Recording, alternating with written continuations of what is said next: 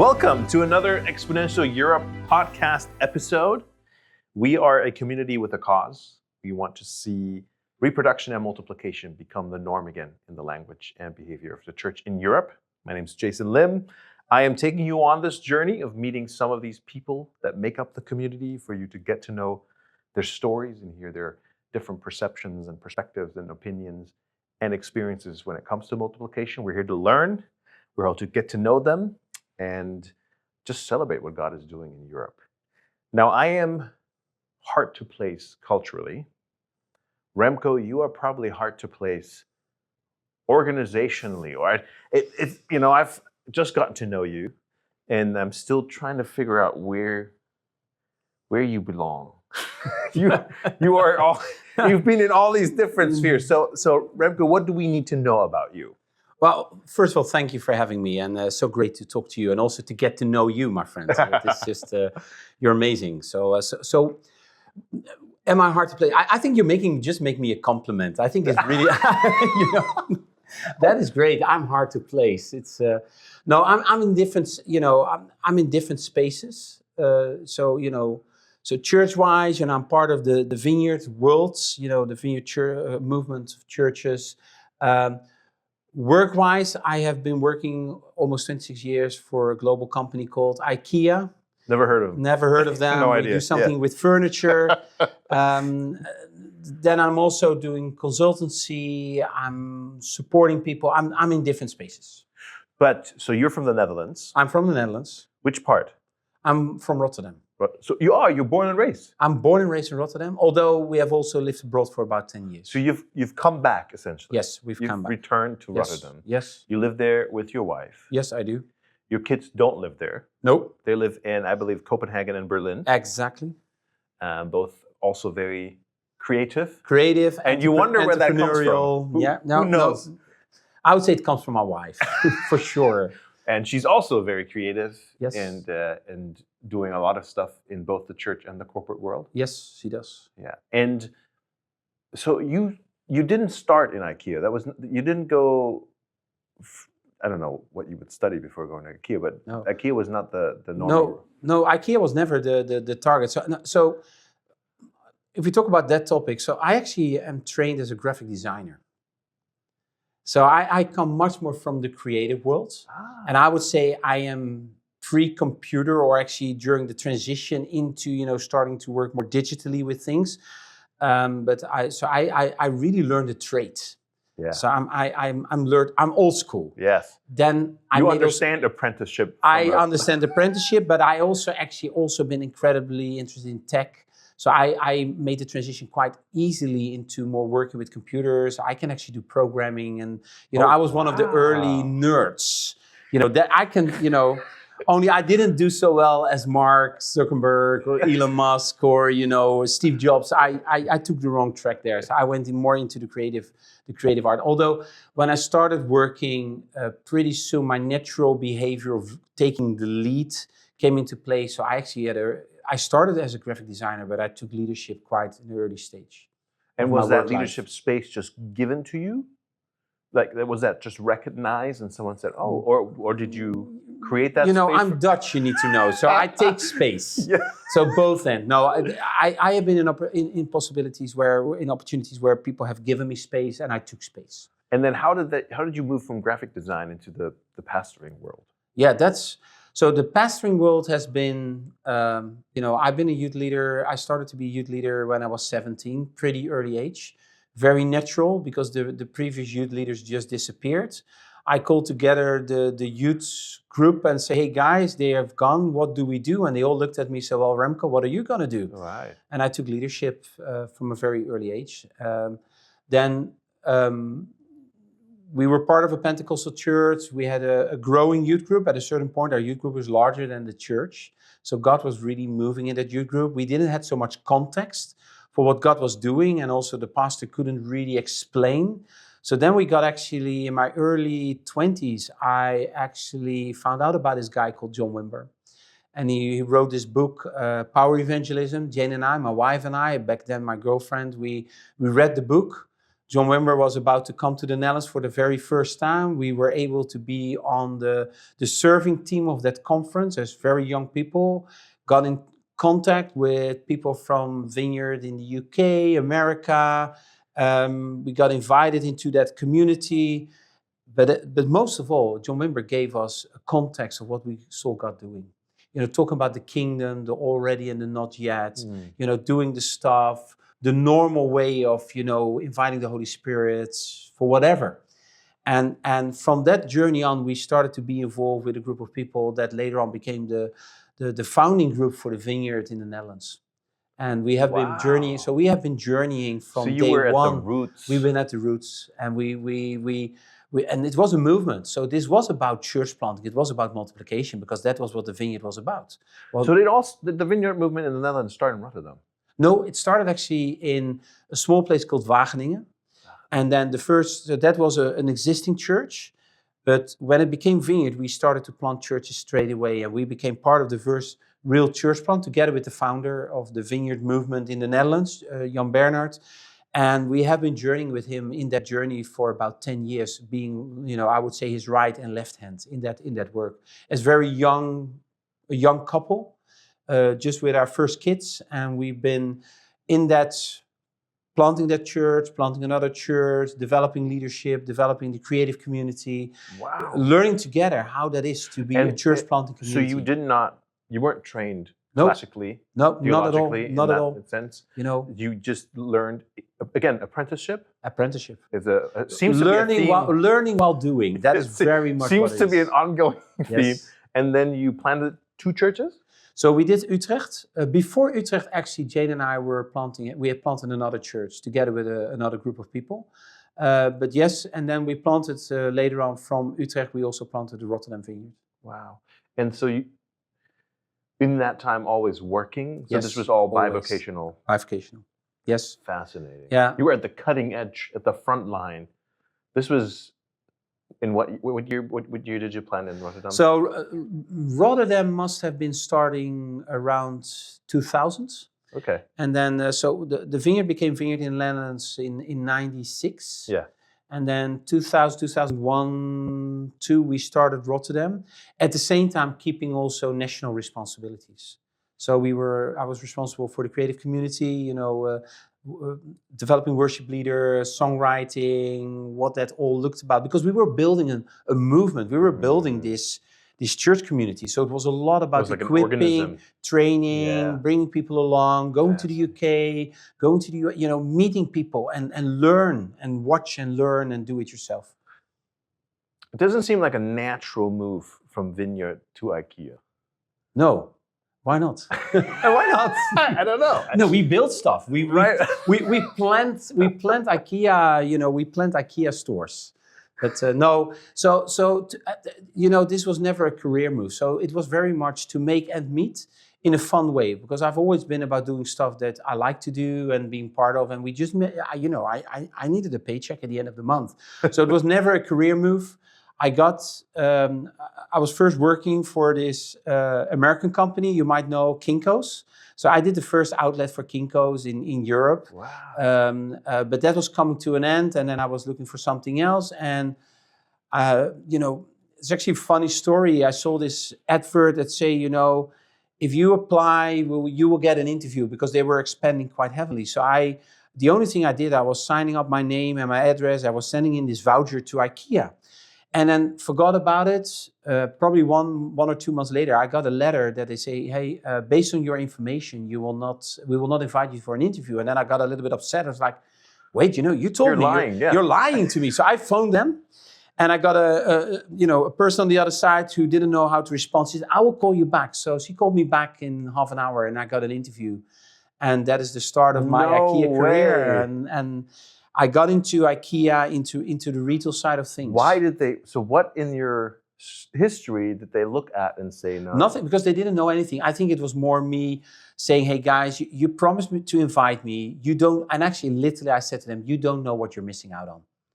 You need to have a conversation. We need to have this conversation But because why did they not? Why did they say they're not? maybe too many applicants. I never really got that part of the story. So And you just didn't take no for an answer. I didn't take no for an answer. I just invited myself, even though this was not. But I said, I like. And so what was the job for? So it was an open application, and then I started to journey with this person opposite of me, one of the managers of the IKEA Delft store, and she saw something in me, and there was a positioning opening up for becoming actually the business-to-business manager for that store, and because of my previous experience in design and running Kinko's and understanding the business world, apparently, or servicing the business world, mainly from a Xeroxing perspective. She invited me to become actually the business-to-business manager for that store. Wow. Yeah. And then fast forward a couple of years. Well, fast forward, the important thing to understand is that store, on top of that store, was actually, and I did not know that, was the office of IKEA Systems, the global franchisor of the concept. So I was working in the store, but that store was actually also a test store. It was a pilot store. It was a big experiment for what the concept should be about.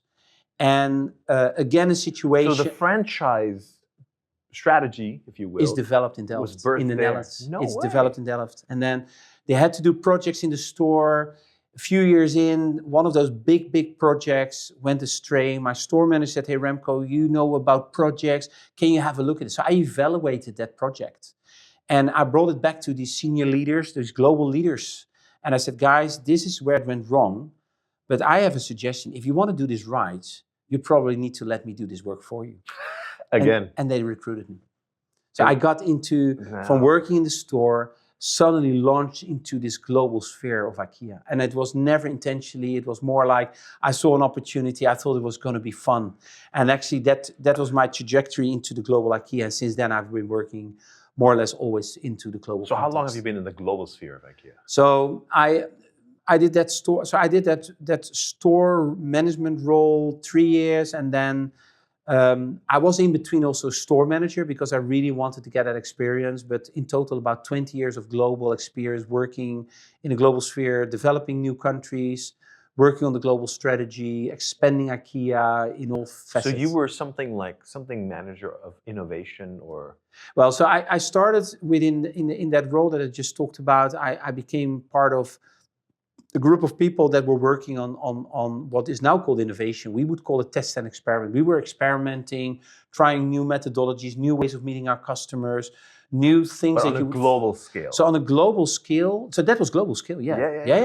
I got so global not just scale. in the Netherlands. No, that was straight away global worldwide, scale, worldwide concept development. How do we expand this company into? No, that was very much on the concept. And then they invited me 3 years in. They said, "Hey Remco, you need to get some out of the Netherlands experience. It would be great for you to move to Sweden.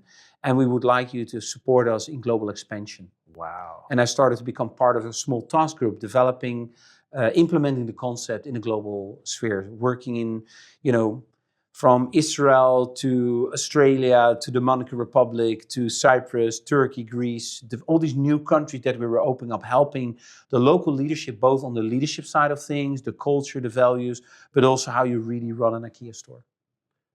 So our listeners are now wondering, am I listening to the right podcast? What's going on? So yes, how do we tie this back into, what is your connection to Exponential Europe? What is my connection to Exponential Europe? So you just asked fast forward. So in the last few years, so I would say 2018, 2019, I have been very much working on developing methodologies, ways of working around strategy. So how do you develop strategy? How do you do forward thinking? How do you do creative thinking? How do you do innovation? And I have developed methods and ways of working and process around that one. While doing that also got the interest of other groups of people. So I started also to be doing some more outside of IKEA consulting on this topic. And of course, because, my network was Christians, I got involved in getting to know people, getting invited, doing keynotes here and there. And that is actually where I met this guy called Oyvind. Never heard of him. Never heard of him. And I was doing some work in Norway, and he saw me doing that work and said, "Remco, that is something we need." And I started to work with Oyvind on another organization called M4, and I developed for them their strategic framework and a process of how to set strategy for the nations, the 18 nations they're working in today. Then I was invited into joining Orlando last year, where actually then Dave invited me to work with him and his leadership. And I did some stuff there, and the relationship started to build, and then I got slowly involved into the Exponential world. And now, do you have a role within Exponential Europe or Exponential? Yeah, so we had some conversations, and we started to talk about global expansion. So how does we're back to that topic. Exactly. So Exponential is primarily it is a US based organization, and it is about the US.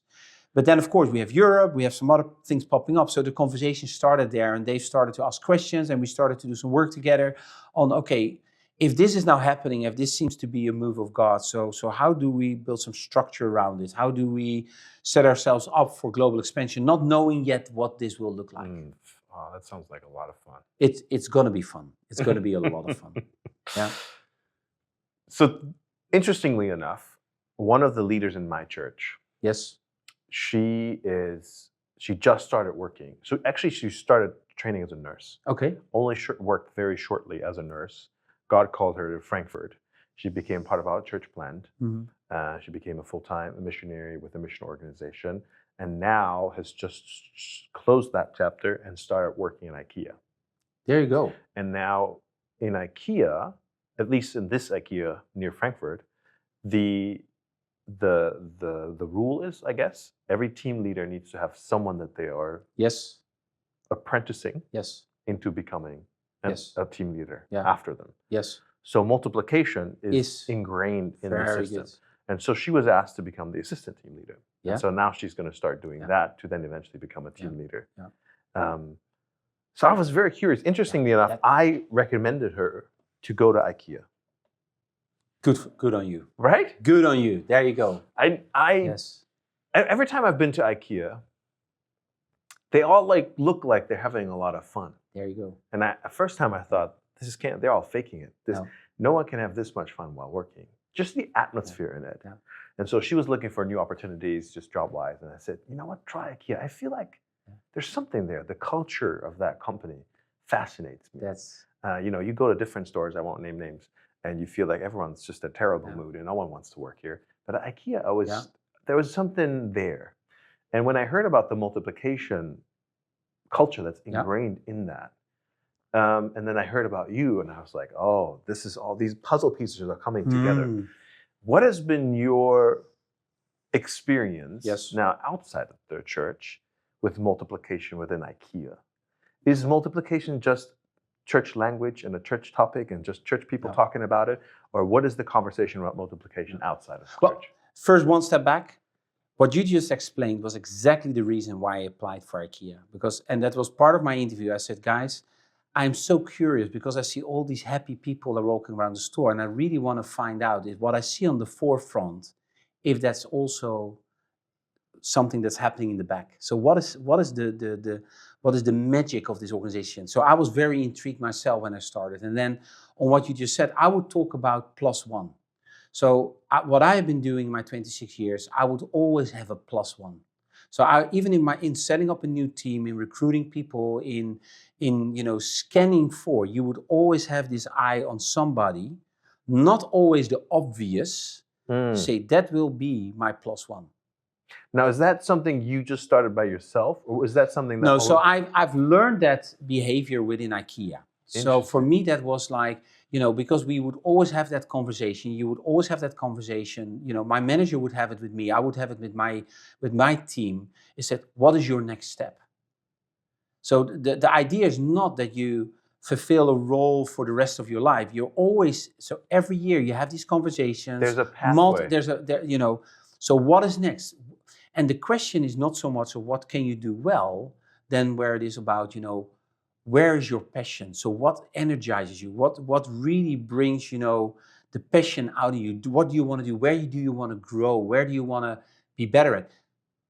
With the idea that I will not make that happen for them. Every coworker is responsible for themselves. So you as a human being are responsible to step into that space. But of course, we make it possible for that to happen. Fascinating. So it's always this. And I think if you would ask me what have been my best experiences within IKEA, it's actually where I have been able to I would not say pick out, but especially those that would be neglected or mismanaged, because that's also happening, of course, in a company. And I have seen that by taking them and working with them, bringing them into the team, or working with them very closely, could help them to find their true passion, their energy, what they are all about, their true being. Calling them by name, I would normally talk about. So how do you call people by name? What is that essence of who they are, and how can you translate that into a work environment to excel them? And my best moments have when I have been able to promote people, or see being people promoted or grow into the company, and especially on national level or global level. So I will soon step out of IKEA. I've handed over my team to my plus one. So I recruited her. I had an interview with this lady, a young woman, and it was not about the role that I gave her later. I had this conversation with her, and I knew I want to have her to be my plus one. I hadn't had the opportunity back then. 3-4 months later, I got that opportunity to build a new team. And I called and said, you need to apply for this role. And I knew from that moment, I never told her yet at that time, but she was my plus one. And then only about 1.5 years ago, I said, okay, you now need to start stepping up. So I started to give away some of my responsibilities. I gave her some of my seats, also the way into the forum, in presenting to our CEO. I said, this is now I want you to do. Wow. Training her, and then only I think about 6-7 months ago, I said, Mina, that's her name. She's actually Kurdish, Mina Mohammed Sadeh. She's a Kurdish lady. I said, you are my number one, and I want you to take over after me. And I knew in the back of my head that time was about to come within probably a year from now. It went a little bit faster. So when I handed over my leadership, even the manager, my VP, my managing director, he started to look into other people. But in the end, she made the cut, and she took over my role, which those moments make me proud. But that's a long trajectory. Yes. Right? This is years going back. Yes. But you always have this perspective, yes, right? Always. You always have your plus one. I have so many questions shooting through my brain right now. But let me ask this first. And maybe I don't know if you can answer this, but you've had a global perspective on IKEA's expansion. How much of a vital ingredient is this part of the culture in terms of expansion? Like, yes, has this been a key in even IKEA being able to expand? So you need to be strategically about your succession. If you want to grow, because very simple, if you move into a new country, and I've been part of many new countries, then we would normally work, of course, with local people, with a local team, especially in a franchise concept. Then it might have been actually a local franchise. But we will always bring in people that have grown up into the IKEA. So it is really the model of you show, you do it together, you let them do it themselves. That was how Jesus told us. We would probably not say that was how Jesus told us in IKEA, but it is really that. So and then you mix that. And that is, I have seen the best expansions where we would move people around the world, or people got the opportunity to step into leadership roles in a new country, to multiply the knowledge, the ways of working, but even more, the culture and the values we work from, which is an important ingredient into the success. Why do you think some leaders don't do that? There might be various reasons. There might be, let's say it's more on the negative side. Leaders are insecure. Leaders like to keep control. Or leaders have not been taught or have never seen that model. There's many reasons, or just incompetence. That is just sometimes how it is.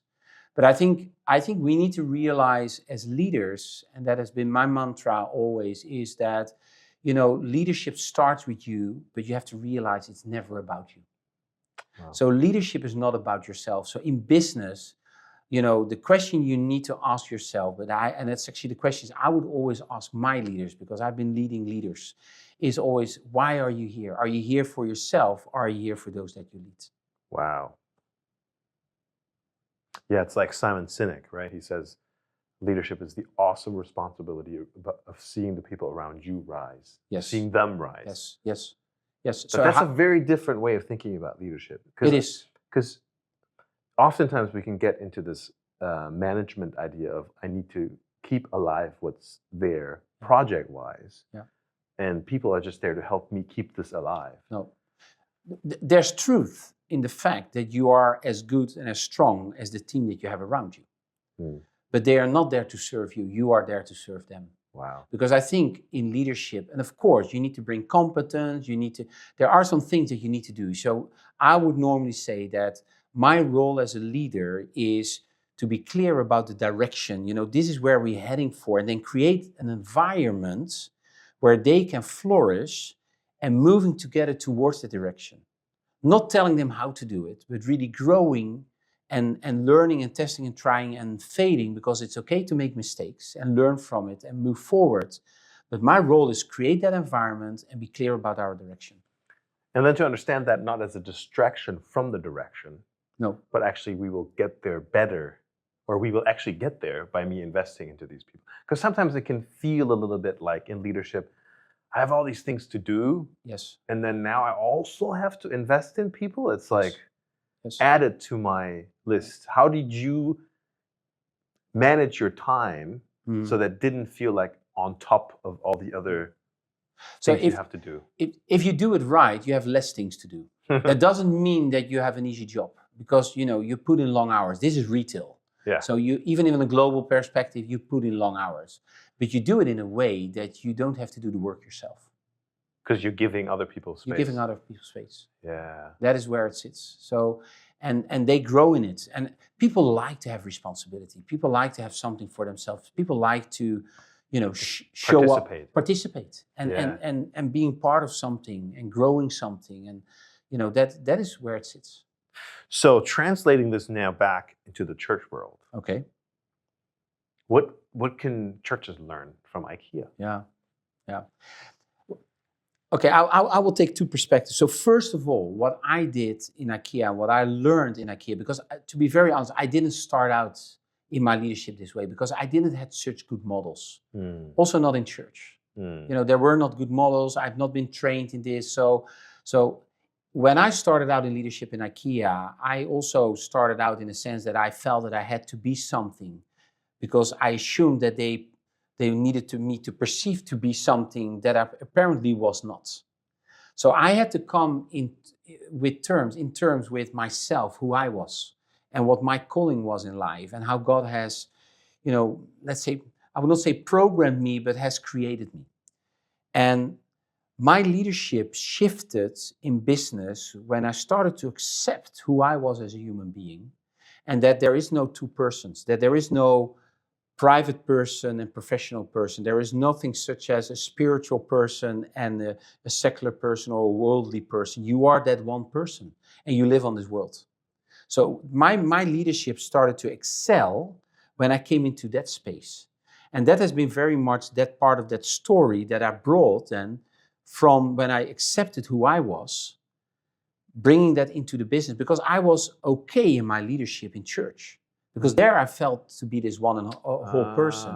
I didn't feel okay in the business environment, because I thought I had to separate these two. You had a business you. There was a business me, and there was this church me that was quite effective as a youth leader, and starting to move into church planting, and putting all these leadership frames into place that are very biblical. Then I started on this journey to become this one whole person, and then I said, okay, but I need to accept who I am and what my calling is. And my calling was to be a pastor. So what I started to do, being my whole self, I started to pastor my company. I started to show up as a pastor. And then you take a different perspective into leadership. Wow. Because then words as stewardship, servanthood comes into play. Then things are shifting and changing, and then you started to bring in other principles. You look with eyes of grace to people. You're calling them out by name, because if I wanted to call people by the same one whole person that I had become into their life, and how can you bring that uniqueness that they have? Because a lot of people that you work with, when they go home, they are the chair of a board, they run a football club, they do all these amazing things. But then when we bring them into the workspace, suddenly they have to become this job profile. So how much better can you actually connect who people are and what I would say God has put into them? Because everybody is created into the image of God. If you believe in God or not, you are created, and God has put passions and gifts and talents into that one. If you can, call them by that and connect that with what you need in business. And then if you bring these two together, because what happens there, if people start to move into what they, how they have been programmed, how they have been created, they become one step closer to God. They come one step closer to the kingdom. And that is what I truly believe. So then back to your question, then yes, I think we can learn. I think God has showed us such an amazing example of leadership. And I think we need to bring some of that back into the church environment. I think that element of, putting people in, calling people by name, one whole person, the purpose, your talent, your gifting, what God has called you to be, then I truly believe that we probably need to change some of the leadership paradigms. The superhero leadership, I'm the pastor, I should be doing everything. I am the one that hears from God, because, maybe it's my vineyard upbringing, but everyone gets to play. So how can you create also in a church environment, help people to, I would almost say help themselves, but that is probably wrongly said, but I think it's close to that one. I think we need to create an environment where people can experiment, where people can try, test and fail, where people can do it themselves. Because it's not one person that is called to only lead the sheep, it's also the sheep that are called. And I think we need to create an environment where everyone gets to play, where everyone can partner with the Holy Spirit, where we can test and try things, where we can, experiment and innovate. So of all the different aspects and factors that make up the leadership paradigm that needs shifting, if there was one switch, if there's one thought or one paradigm you could take away of all the Christian leaders now, what would you say is one thing you'd like to remove? Because that would shift their leadership. Yes. I think it's a twofold. It's that we always need to have the answer, and that we always have to protect our people, that they always have to be okay. I think there's we're living in the world that we're living in. There is this tension, there's heartache, there is things that are not okay, there's dilemmas, there's polarities that we in our leadership, and especially in church leadership, we sometimes want to make sugarcoat everything. We want to make things right, but I think, how can we help people to be Christ-like in the everyday world? And how can we help them to be, an image of God into what they're doing in their everyday? And I think we need to allow, and that, so the sugarcoating, we need to have all the answers. We don't have all the answers. And we need to accept that we're living in a fallen and broken world, and that is just where we are. There's going to be suffering. There's going to be hardship. There's hardship. We cannot protect everybody. It's funny that you say that. We just finished a sermon series on suffering, because we realized if you have the right theology of suffering, it ties into so many different aspects, including your leadership. Because I think that, like you were talking about, the idea that we need to keep people from experiencing hard things in life. By doing that, we're actually keeping them from experiencing the best things in life. Yes. Because the best things in life often come in a pathway that is not easy. And what we've realized with the leaders in our church is that they were willing to walk difficult pathways and be challenged to grow. But it was very hard for them to then be the reason someone else, and quote unquote, be the reason that someone else might suffer, because they want to just have, they want them to be, oh no, this is too hard to them. No, let's just protect. This is too early. And by doing that, they were actually hindering their growth. Yes, absolutely. And I think in that, and this back also to your question, is this whole idea that as pastors, as leaders, we need to be superheroes. Yeah. I think that is also the model I grew up in, that, the pastor is the superhero, knows it all, does it all. I think, guys, that is just There's only a few in the world that I have met that can really have that capacity, but a normal human being doesn't have that capacity. Come on, let's be honest, and let's be simple. Let's be normal. Let's stay with 2 feet on the ground and just live in this world as it is, and don't make it bigger, better. Don't pretend to be something you're not. Just be who you are, how God has created you. Wow. Yeah. Where do you hope Exponential Europe will go? Well, my hope in general is for a unified church to take its place, to be a voice, to step forward, because I think that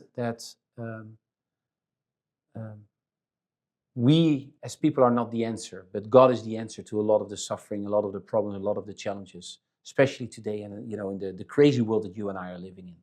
So that the church is coming together, not debating what makes us set us apart from each other, but really what brings us together. And what brings us together is that we want see people being saved, seeing people getting to know Jesus, seeing the kingdom of God advancing with all its fullness. We want to see healing, we want to see deliverance, we want to see saving, we want to see it all. And I think that can only happen when we come together as a unified church and really stepping into the mission that Jesus has given us. And my hope for Exponential Europe as one part of the whole puzzle is to be a catalyst, to be an accelerator, to be a platform for making this happen, to again stepping into this mission of, call it evangelizing the world, bringing people. Global expansion. Global expansion. There you go. That's what this is about. It's about expansion. It's about expanding the kingdom. That is what we, not get too worried about theology, not getting too worried about structure or the model that you are doing this in, because I think that, is determined by so many different factors. But really say, guys, we are on a mission together to see people saved and to see people coming to Christ. And then that this work that we're doing together, where we, with Exponential, what we have been seeing, that we can make this happen. Not because we have the answer, but because we're faithful and because we are, faithful to the calling that God has given us. What gives you hope as you look at Europe? Oh, what gives me hope? I think what gives me hope is that we're serving a God that is bigger than us and that has the answer. That gives me hope in essence. Then what gives me hope for Europe is that God has preparing the world for such a time as this. And I think the crazier it gets, and it's the politics, it's the tech, it's the environment, it's war, it's all these things that are happening around us. The more that increases, the more crazy it gets, the more space we will get for seeing the kingdom advancing. So, do we need it? No, I wish it was not there. Do we need all the pain and all the insecurity or uncertainty or complexity that we have? No, but we have a chance here. We have a chance. There's something going on here in the world, in Europe, and I think for me, that is hope. And the other part of the hope is that, call it a symbol or calling we're seeing stuff, I'm not 25 anymore. Close to, but not anymore. But you worked for 26 years. Exactly. So in IKEA, so my goodness, don't start counting. But no, the move that we're seeing happening among young people, that gives me hope. A group of young people, we talk about, almost the pre-church kids that have not the pain and the suffering and the bad symbols or the bad leadership or whatever it is, hungry for answers, looking for truth. And you will find that anywhere. That is, from the happy Pentecostals into the Catholic Church, we see young people coming to Christ. We see young people devoting their time to prayer, to community, to serving, to trying to figure it out, to telling us old folks how to do it actually. And I think that gives me a lot of hope. Wow. Yeah. We try to end each episode with a prayer challenge. Okay.